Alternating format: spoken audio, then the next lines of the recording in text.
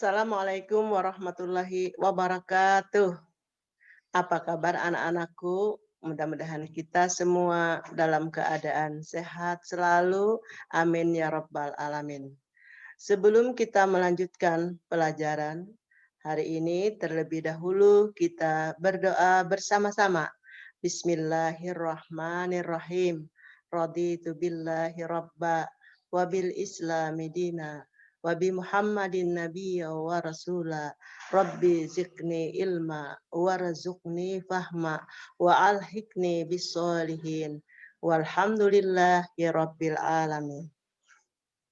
Sekarang pelajaran 4 yaitu bersih itu sehat. Sekarang amatilah gambar dan cerita di berikut ini. Anak-anakku sekalian, kalian melihat di gambar ini ada siswa-siswi sedang membersihkan ruangan kelas. Ada yang pakai solak, sapu, dan ada yang merapikan kursi dan meja. Itu adalah contoh bahwa kita punya kewajiban yaitu membersihkan lingkungan dalam kelas supaya enak dalam belajar. Kemudian pada gambar berikutnya ada siswa yang mau pergi ke sekolah dengan pakaian yang rapi dengan seragamnya bersih. Nah, anak-anak inilah yang wajib dicontoh. Sekarang lihat di bukunya masing-masing ataupun di layar ini di halaman 35. Anak-anakku, tahukah kalian apa arti bersih dan suci? Bagaimana melakukan wudhu yang benar? Bagaimana pula melakukan tayamum yang baik dan benar? Ayo ikuti pelajaran ini. Insya Allah kalian akan mengetahui dan dapat mempraktikkan cara membersihkan diri dan bersuci yang baik dan benar. Ahmad selalu melakukan wudhu. Karena itu wajahnya selalu bersih dan berseri-seri. Ahmad tergolong anak yang rajin mengerjakan sholat. Ahmad sadar agama Islam sangat peduli dengan kebersihan. Karena itu, ia selalu menjaga badan, pakaian, alat-alat belajar, dan tempat tinggalnya agar selalu bersih. Bersih itu sehat. Orang yang bersih insya Allah akan terhindar dari penyakit. A. Mengenal arti bersih dan sehat. Amatilah dan cerita gambar berikut ini. Kalian lihat semua anak-anak, ini ada anak yang sedang mandi, membersihkan badannya dengan air yang bersih. Tidak lupa memakai sabun dan menggosok gigi. Bersih itu artinya bebas dari kotoran. Suci artinya bebas dari najis. Najis adalah yang menjadikan terhalangnya seseorang untuk beribadah kepada Allah Subhanahu wa Ta'ala. Contoh seperti terkena jilatan anjing. Nah, jadi anak-anak kita orang Islam jangan peluk-peluk anjing karena anjing itu dianggap haram atau bisa menggugurkan kesucian kita. Kemudian darah. Nah, kalau ada darah yang menempel di badan kita, karena darah nyamuk, darah apa saja, itu sebelum kita melaksanakan wudhu harus dibersihkan. Kotoran dan tinja. Dan air seni atau oren, itu namanya najis, pasti kotor. Kotor belum tentu najis. Misalnya terkena tanah, kan badan kita kotor karena tanah, tapi belum tentu itu najis. Kan tanah dan najis. Tinta, cat, dan ludah itu namanya terkena kotoran, tetapi belum tentu najis. Bersih atau suci dibagi menjadi dua, yaitu bersih dari hadas dan bersih dari najis. Hadas ada dua, yaitu hadas besar dan hadas kecil. Contoh hadas besar, seperti mimpi basah bagi laki-laki. Nah, anak-anakku nanti kalau sudah mulai menginjak remaja atau dewasa, maka dia akan ada mimpi basah seperti laki-laki. Dan haid bagi seorang perempuan. Nah, itu termasuk hadas besar. Jadi dilaksanakan mandi wajib. Ingat ya anak-anak, cara menghilangkan hadas besar adalah dengan mandi kalau ada air, kalau bertayamum kalau jika tidak ada air. Hadas kecil seperti buang air seni atau kencing, buang air besar, buang angin, menyebabkan batalnya wudhu. Menghilangkannya dengan cara dicuci dengan air bersih, kemudian melakukan wudhu. Selanjutnya, mengenal hadas kecil dan hadas besar. Lihat anak-anak, hadas kecil. Buang air seni atau kencing atau tinja, dan buang angin menyebabkan batalnya wudhu. Cara menghilangkannya dicuci dengan air bersih, selalu melakukan wudhu. Nah, jadi oleh kata itu kita setelah itu laksanakanlah wudhu dengan badan dan suci. Hadas besar seperti mimpi basah bagi laki-laki dan haid bagi perempuan. Cara menghilangkannya hadas besar dengan mandi dan tayamum jika tidak ada air. Namanya itu mandi wajib.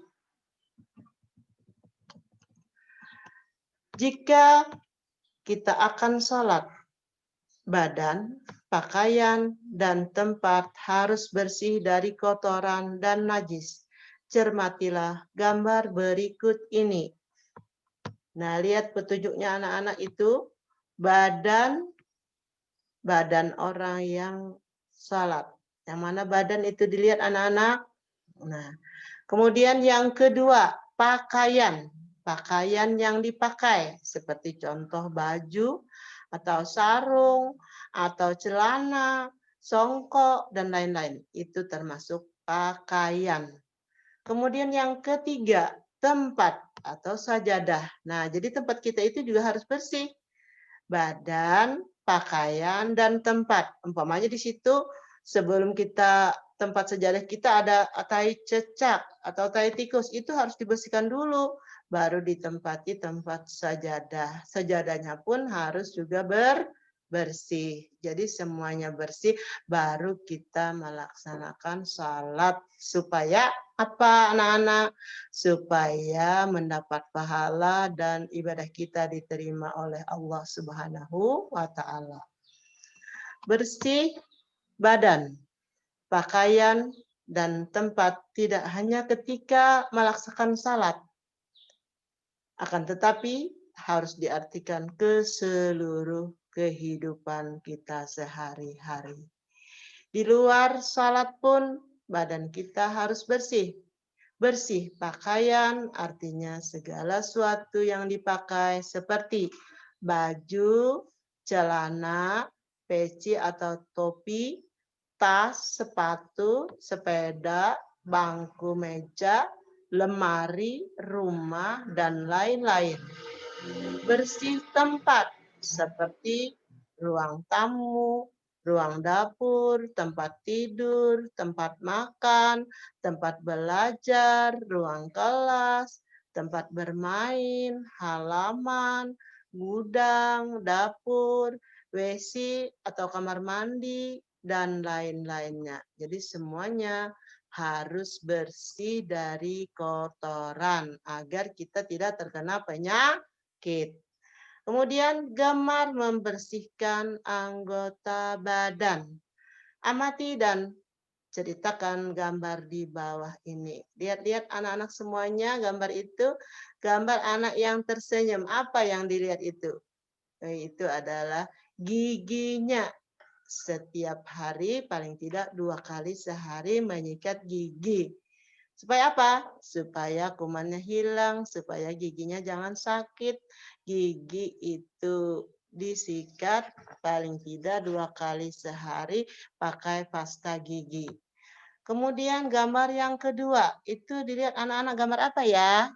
Itu gambar kuping atau telinga. Di dalam telinga itu juga ada kotorannya. Nah, jadi juga dibersihkan. Karena apa? Kalau kelamaan Anda dibersihkan, di telinganya itu akan mengeras dan akan menjadi tuli kita. Nah, perlu dibawa ke dokter untuk dicairkan dulu kotorannya, kemudian nanti diambil. Jadi sebelum mengeras, makanya paling tidak seminggu 2 kali itu dibersihkan.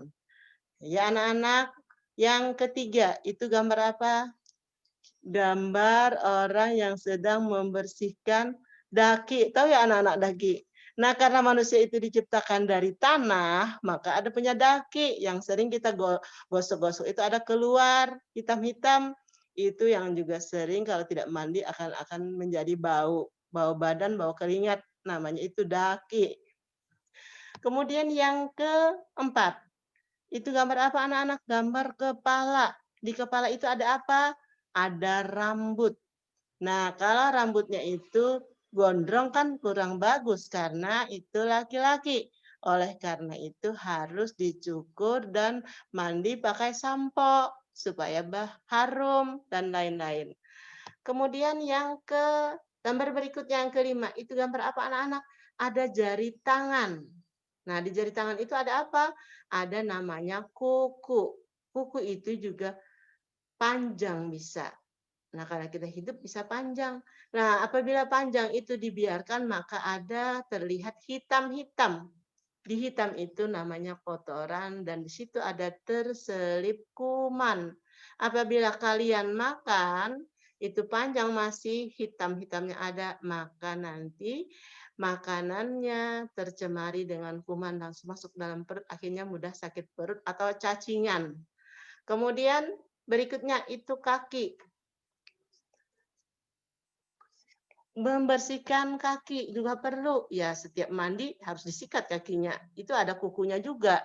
Jadi perlu juga memotong kuku kaki. Selain dibersihkan, kuku kakinya juga dipotong. Seperti gambar yang nomor 7.